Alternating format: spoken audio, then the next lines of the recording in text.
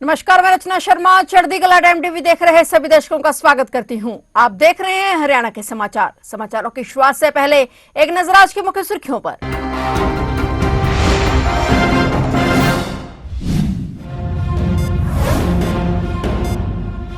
महाराष्ट्र के deputy CM Ajit Pawar का plane crash में निधन। सीएम नायब सैनी ने उप मुख्यमंत्री पवार के निधन पर जताया शोक। पूरे देश भर में शोक की लहर।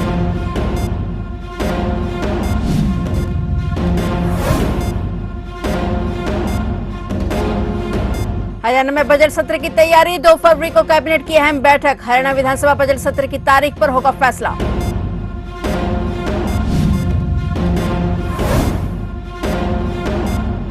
गुरुग्राम में 6 बड़े स्कूलों को बम से उड़ाने की मिली धमकी। स्कूल प्रबंधन और प्रशासन में मचा हड़कंप। स्कूलों में चलाया गया सर्च अभियान।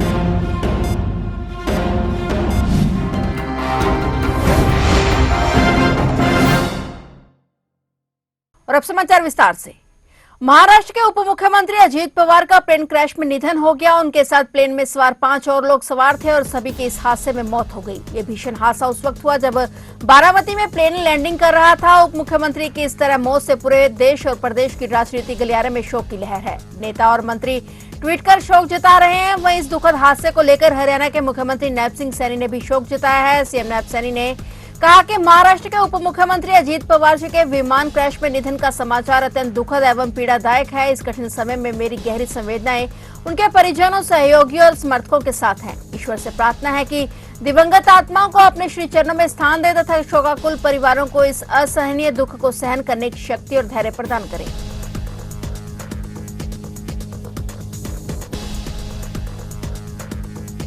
हरियाणा के मुख्यमंत्री नायब सिंह सैनी ने 2 फरवरी को राज्य मंत्रिमंडल की बैठक बुलाई है। मंत्रिमंडल की इस बैठक में हरियाणा विधानसभा के बजट सत्र की तारीख की घोषणा हो सकती है। इस बार राज्य सरकार की योजना बजट सत्र जल्दी शुरू करने की है। संभावना है कि 22 फरवरी के बाद किसी भी समय बजट सत्र शुरू हो सकता है और विधानसभा सचिवालय की तैयारियों से लग रहा है कि बजट सत्र 23 फरवरी अथवा 26 फरवरी से शुरू हो सकता है और हरियाणा मंत्रिमंडल की बैठक 2 फरवरी की शाम 4 बजे होगी। इस बैठक का परिपत्र मुख्य सचिव अनुराग रस्तोगी के हस्ताक्षर से जारी किया गया है। वित्त मंत्री के नाते मुख्यमंत्री नायब सिंह सैनी वर्ष 2026-27 का अपना दूसरा बजट पेश करेंगे। पिछला बजट 2,05,00,000 करोड़ रुपए के आसपास का था, जो कि इस बार करीब 2.25 लाख करोड़ तक पहुंचने की संभावना है। पिछला इतिहास कहता है कि कम से कम 12 सीटिंग हर बजट सत्र में होती हैं। इस बार 14 सीटिंग होने की संभावना है। बजट पेश होने के बाद उस पर चर्चा के लिए विधायकों की कमेटियां भी बनाई जाएंगी। राज्य मंत्रिमंडल की बैठक में बजट सत्र शुरू होने की सिर्फ तारीख तय नहीं की जाएगी और बजट सत्र कितनी अवधि तक चलेगा, इसका फैसला हरियाणा विधानसभा की बिजनेस एडवाइजरी कमेटी की बैठक में किया जाता है।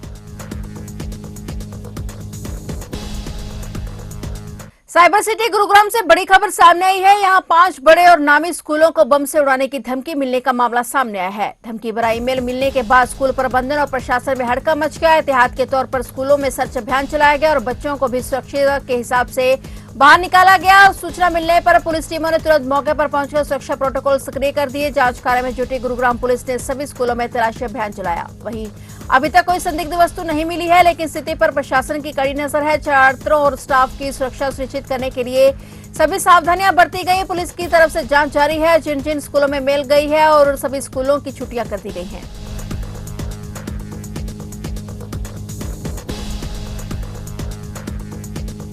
39वां सूरजकुंड अंतर्राष्ट्रीय हस्तशिल्प मेला आत्मनिर्भर भारत की पहचान थीम पर आधारित होगा। इसलिए इस वर्ष मेले को सूरजकुंड अंतर्राष्ट्रीय आत्मनिर्भर क्राफ्ट फेस्टिवल के नाम से जाना जाएगा। मेला 31 जनवरी से शुरू हो रहा है और 15 फरवरी तक आयोजित किया जाएगा। मेले के आयोजन की तैयारियां जारी हैं। हालांकि मंगलवार को हुई दिन भर की वर्षा ने तैयारियों के काम में बाधा डाल दी। उपराष्ट्रपति सीपी राधाकृष्णन उद्घाटन समारोह के मुख्य अतिथि होंगे। मेघालय और उत्तर प्रदेश को थीम स्टेट बनाया गया है, जबकि मिस्र को पार्टनर कंट्री घोषित किया गया है। मेले में पार्टनर नेशन और थीम स्टेट के विशेष फूड स्टॉल, हस्तशिल्प, हस्तकरघा उत्पादों की बिक्री और प्रतिदिन सांस्कृतिक प्रस्तुतियां आयोजित की जाएंगी। बच्चों के लिए स्कूल प्रतियोगिताएं, झूले और अम्यूजमेंट जोन होगा और उत्कृष्ट शिल्पकारों को कला और रत्न, परंपरागत कला, मणिकला निधि और कला श्री पुरस्कारों से सम्मानित किया जाएगा। हर वर्ष आयोजित होने वाला यह मेला देश की लोक सेवा, शिल्प, हस्तकरघा और लोक परंपराओं और सांस्कृतिक विरासत के संरक्षण, संवर्धन और वैश्विक प्रचार का एक प्रमुख मंच है। हरियाणा के ऊर्जा परिवहन में श्रम मंत्री अनिल विज ने कहा कि राज्य सरकार द्वारा बजट से पूर्व सभी हितधारकों से सुझाव आमंत्रित करने की परंपरा एक सशक्त और स्वस्थ लोकतांत्रिक प्रक्रिया का परिचायक है, जिससे यह सुनिश्चित होता है कि बजट में समाज के हर वर्ग के हितों का समुचित ध्यान रखा जा सके। और इस दिशा में मंत्री विज द्वारा राज्य के सभी सरकारी भवनों में सोलर पैनल लगाने का, बजटीय प्रबंधन और इलेक्ट्रिक वाहनों की खरीद पर रियायत देने का सुझाव दिया गया है। अनिल विज पंचकुला में आयोजित प्री बजट कंसल्टेशन बैठक के उपरांत मीडिया प्रतिनिधियों से बातचीत कर रहे थे। उन्होंने बताया कि बैठक में सांसदों और विधायकों ने विभिन्न विषयों पर अपने अपने सुझाव प्रस्तुत किए, जिन पर गंभीरता से विचार किया जा रहा है। ऊर्जा मंत्री ने कहा कि उन्होंने अपने सुझावों में प्रदेश के सभी सरकारी भवनों, जिसमें सरकारी कार्यालय, स्कूल, कॉलेज, स्टेडियम सहित निजी स्कूल, कॉलेज और गौशाला शामिल हैं, कि छतों पर सोलर पैनल स्थापित करने के लिए विशेष बजटीय प्रावधान करने का प्रस्ताव रखा है। इससे न केवल स्वच्छ ऊर्जा को बढ़ावा मिलेगा, बल्कि बिजली खर्च में भी कमी आएगी और हरियाणा हरित ऊर्जा की दिशा में अग्रसर होगा। महाराष्ट्र के उप मुख्यमंत्री अजीत पवार का प्लेन क्रैश में निधन हो गया, जिस पर मंत्री अनिल विज ने शोक प्रकट किया है। हरियाणा के कैबिनेट मंत्री अनिल विज ने कहा कि ये बहुत ही दुखद घटना है। आज सुबह जब ये सूचना मिली तो पूरे देश में शोक की लहर दौड़ गई। विज ने अपने हरियाणा सरकार की तरफ से श्रद्धासुमन अर्पित किए। इस दौरान मंत्री अनिल विज ने पत्रकारों को सवालों का जवाब दिया और वहीं विज इस दौरान विपक्ष पर भी पलटवार करते नजर आए। दुखद घटना है। आज सुबह उठते ही चैनलों से जब ये खबर मिली, सारे देश में शोक की लहर फैल गई। मैं अपनी तरफ से और अपनी सरकार की तरफ से, हरियाणा की तरफ से मैं अपने श्रद्धासुमन प्रस्तुत करता हूँ। कांग्रेस को मनरेगा का भूत समझ गया। स्कीमें दुरुस्त की जाती हैं, नाम भी बदले जाते हैं, मनरेगा का भी कई बार बदला गया। इनको दिक्कत स्कीम से नहीं है, इनको इस स्कीम के दो शब्दों से दिक्कत है। पहला शब्द विकास, उससे इनको तकलीफ है, क्योंकि इन्होंने तो कभी विकास किया नहीं। 50 साल देश में राज रखा, कोई इंफ्रास्ट्रक्चर नहीं, गरीबी इन्होंने उसको दूर नहीं किया, क्योंकि इनकी राजनीति गरीबों से चलती है। चुनाव के वक्त वो सस्ते में उनको ये इस्तेमाल करते हैं। और दूसरा इनको कष्ट है राम जी से। अब राम जी से तो इनको रहना ही है सारी जिंदगी, क्योंकि राम कण कण में बसने वाले श्री राम, इनको उससे तकलीफ है। इन्होंने वहां पर प्रभु राम का मंदिर नहीं बना सके और राहुल गांधी जी तो आज तक दर्शन करने गए। पानीपत में पुलिस और बदमाशों के बीच मुठभेड़ हो गई। मुठभेड़ में 2 बदमाश गोली लगने से घायल हो गए। थाना इसराना क्षेत्र में पुलिस और बदमाशों के बीच मुठभेड़ हुई। घायल बदमाश ट्रांसपोर्टर सी सुब्रमण्यन को गोली मारने के मामले में आरोपी थे। पुलिस ने दोनों बदमाशों को काबू कर लिया, उनसे पूछताछ की जा रही है।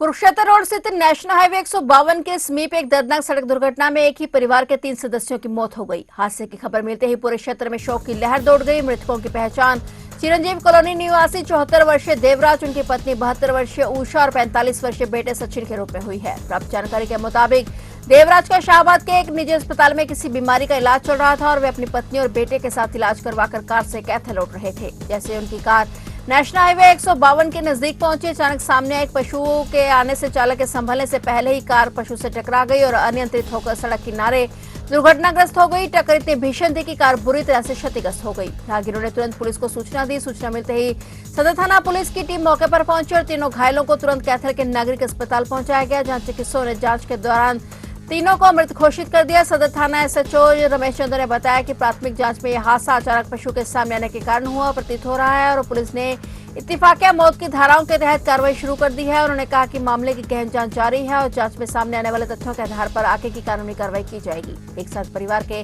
3 सदस्यों की मौत ने सभी को झकझोर कर रख दिया है। भारतीय किसान यूनियन चंडूनी गुट ने अपनी मांगों को लेकर सरकार के खिलाफ अम्बाला शहर की अनाज मंडी में प्रदर्शन किया। किसानों ने अपनी मांगों को पूरा न किए जाने पर जिला प्रशासन और सरकार के खिलाफ नारेबाजी भी की। मुख्य मांगों में फसल में होने वाले खराबे का भुगतान तुरंत किया जाए, खराबे का आंकलन करने वाली कमेटी में किसानों को भी जगह दी जाए, किसानों की फसलों का उचित समर्थन मूल्य दिया जाए। और इस मौके पर भारतीय किसान यूनियन चंडूनी के प्रदेश अध्यक्ष गुरनाम सिंह चंडूनी ने मीडिया से बातचीत की। देखिए, हम हर जिले में प्रदर्शन कर रहे हैं और हमारी जो मांगे हैं वो जो हरियाणा के अंदर सबसे बड़ा धान घोटाला हुआ और ये कई साल से हो रहा है और सरकार सुन नहीं रही है, तो 5,000 करोड़ का धान घोटाला है उसके है। और दूसरा जो है अस्पतालों के अंदर एक बड़ी डकैती है, आधे ऑपरेशन वो कर दिए जाते हैं जिनकी जरूरत नहीं है। कंपनियों ने प्राइवेट अस्पताल खोल लिए हैं और एक तरह से डकैती 2 रुपए की गोली 200 रुपए में बिक रही है। और उसके साथ हमारी मांग है कि जो शिक्षा और स्वास्थ्य है या तो ये सभी के लिए फ्री हो और या फिर किसी के लिए भी फ्री ना हो। नेताओं के लिए, अधिकारियों के लिए, कर्मचारियों के लिए शिक्षा और स्वास्थ्य फ्री है और आम जनता जो है इनमें घुट घुट के मर रही है। और जो कर्जा है उसमें कर्जा बिल्कुल किसान कर्जा मुक्त होना चाहिए, कर्जा फ्री होना चाहिए। और जो कर्जा है वो पिछले 11 साल के अंदर 16.5 लाख करोड़ बड़े पूंजीपतियों का माफ किया जा चुका है।